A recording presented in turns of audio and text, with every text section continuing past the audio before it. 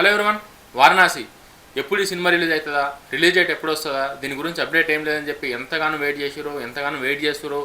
ఒక్క తెలుగు పాన్ ఇండియానే కాకుండా ఇంటర్నేషనల్ రేంజ్లో ఈ మూవీ మీద ఏ రేంజ్ ఎక్స్పెక్టేషన్స్ ఉన్నాయో మనందరికీ తెలుసు.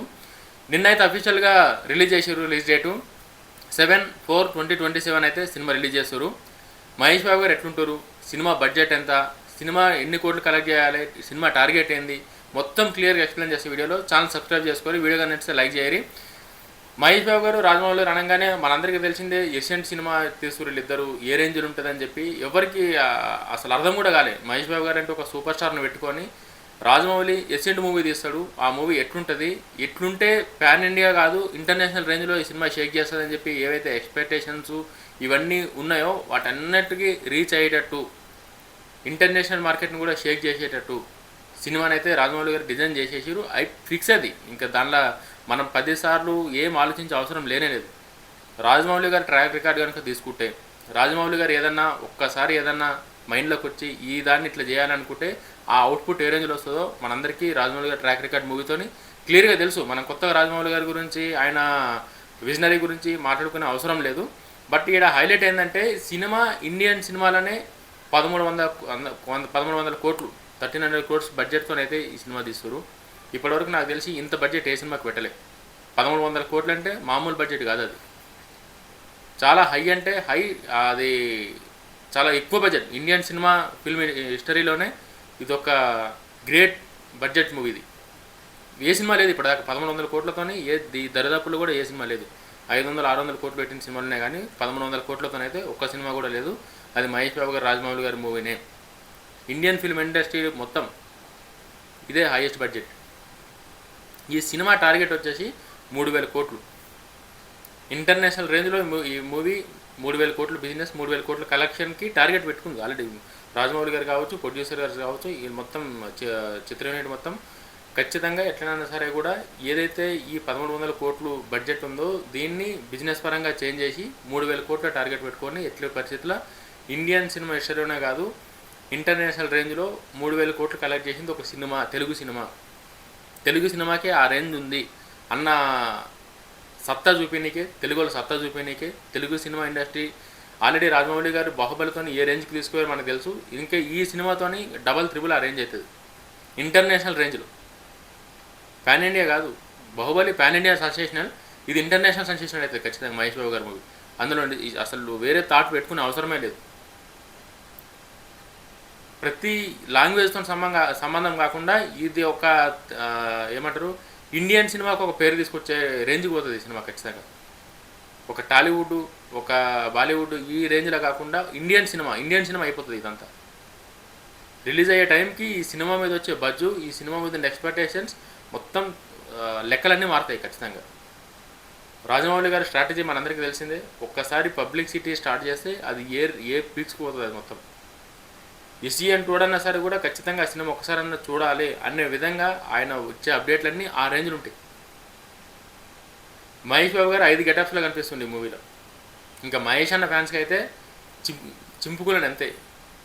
ఇంకా ఎక్కువ మనం ఏం లేని పట్టుకొని ఎక్కువ చెప్తే మళ్ళీ ఓవర్ చేసినట్టు ఉంటుంది. కానీ మహేష్ అన్న ఫ్యాన్స్ ఎవరైతే ఉన్నారో, మహేష్ అన్న ఫ్యాన్సే కాదు తెలుగు సినిమాని అభిమానించే ప్రతి ఒక్కరూ, ఇండియన్ సినిమాని అభిమానించే ప్రతి ఒక్కరూ కాలరెత్తుకునే మూవీ అవుతుంది ఖచ్చితంగా.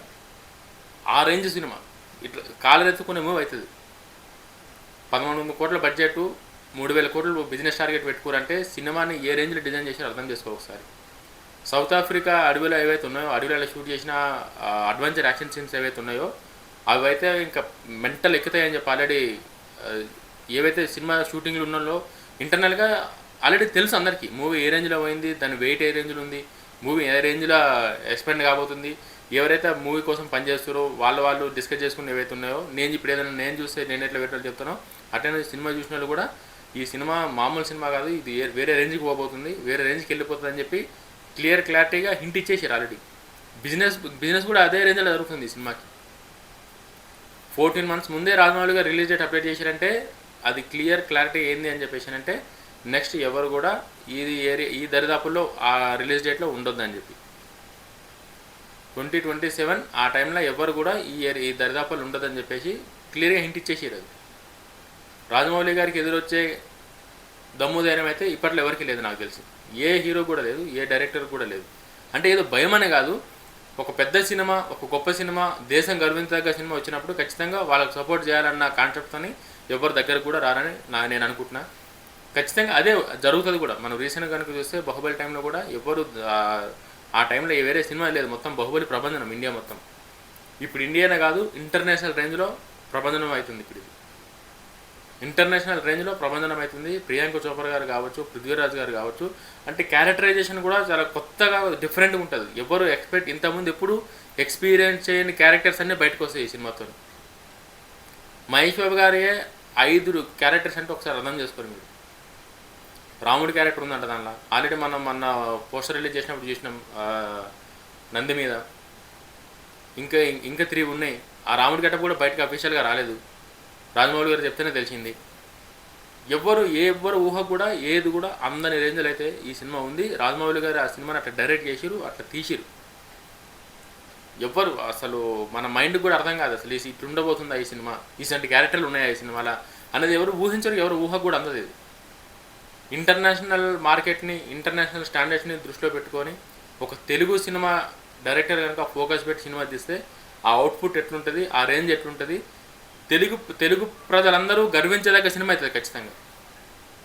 తెలుగు ప్రజలందరూ తెలుగు సినిమా ఇండస్ట్రీ ఏదైతే ఉందో, ఇండియన్ సినిమా ఇండస్ట్రీ ఏదైతే ఉందో, వీళ్ళందరూ తలెత్తుకొని ఇదిరా మా ఇండియన్ సినిమా ఇండస్ట్రీ, ఇదిరా మా తెలుగు సినిమా ఇండస్ట్రీ అని కాలెత్తుకునే సినిమా 100%, 100గా 200% అవుతుంది.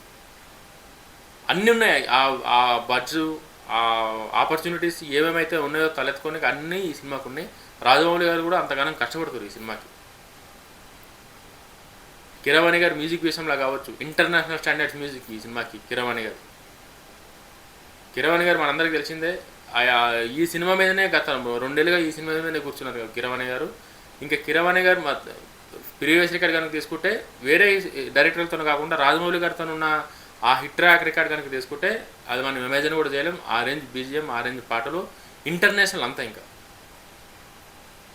తెలుగు సినిమా ఇంటర్నేషనల్ రేంజ్కి పోనీకి ఏమేమి కావాలనో అన్నీ ఈ సినిమాతో ఉన్నాయి. ఈ సినిమాతోని తెలుగు సినిమా అంటే ఒక కొత్త చరిత్ర, మహేష్ బాబు గారు అంటే ఒక కొత్త మహేష్ బాబు గారు, ఇవన్నీ ఖచ్చితంగా రాసుకోనికే ఒక పెద్ద బంగారు ప్లేట్లు ఉంటాయి కదా, బంగారు బోర్డ్స్ అంటారు కదా, సిల్వర్ జూబ్లీ అంటారు, అట్లా రాసుకునేకి ఇదే కరెక్ట్ సినిమా, ఇదే సరైన సినిమా. ఇంకా మహేష్ బాబు గారి ఫ్యాన్స్ గురించి అయితే ఎక్కువ చెప్పే అవసరం లేదు. మహేష్ బాబు గారి ఫ్యాన్స్ ఇట్లా అరచేతలు పట్టుకున్నారు. ఎప్పుడు ఆ 14 ఎప్పుడైతుందా, ఎప్పుడు చూద్దాం అని కడుకున్నారు. ఒక మహేష్ బాబు గారి ఫ్యాన్సే కాదు, జనరల్ ఆడియన్స్ కూడా, ఇండియన్ సినిమా ఇండస్ట్రీ కూడా దీనికోసం వెయిట్ చేస్తుంది. ఈ సినిమా ఎప్పుడు వస్తుంది, ఈ సినిమా ఎట్లుంటుంది, ఈ సినిమా రేంజ్ ఏంది, ఈ సినిమా సైజ్ ఏంది, ఇండియాలో కొత్త రికార్డులు ఎన్ని షేక్ అవుతాయో, ఎన్ని కొత్త రికార్డులు క్రియేట్ అవుతాయో అని చెప్పి ఇంకా ఎవరికి వాళ్ళు ఊహించుకుంటారు అంతే. ఎవరు ఎంత ఊహించుకున్నా సరే కూడా ఆ సినిమా ఊహలకైతే మనం కొంచెం కూడా అందుకోలేం. ఆ రేంజ్లో అయితే సినిమా ఉంటుంది. ఇది మీరు మెంటల్గా ఫిక్స్ అయిపోరు. మీరు సినిమా ఇట్లుంటుందేమో, మహేష్ బాబు గారు ఎట్లుంటారేమో, ఈ గారు ఎట్లుంటారేమో, మీరు ఆలోచించింది ఏది సినిమాలు ఉండదు. ప్రతి ఒక్కటి పిక్చర్లేసే క్రియేషన్ ఉంటుంది సినిమాలో. ఆ విజువల్ వండర్స్ అంతే. అది అట్లా చూసి తనుగుతారు తప్ప వేరే మనం మాట్లాడుకోనికి కానీ, మనం దాన్ని పాయింట్అవుట్ చేయడానికి కానీ ఏ ఇది లేదు. మనకి ఆ ఛాన్స్ కూడా ఇయ్యారని చెప్పేసి అయితే నేను అనుకుంటున్నా. వీడియో మీకు ఎట్లా అనిపించిందో లైక్ చేయండి, ఛానల్ సబ్స్క్రైబ్ చేసుకొని. జై హింద్.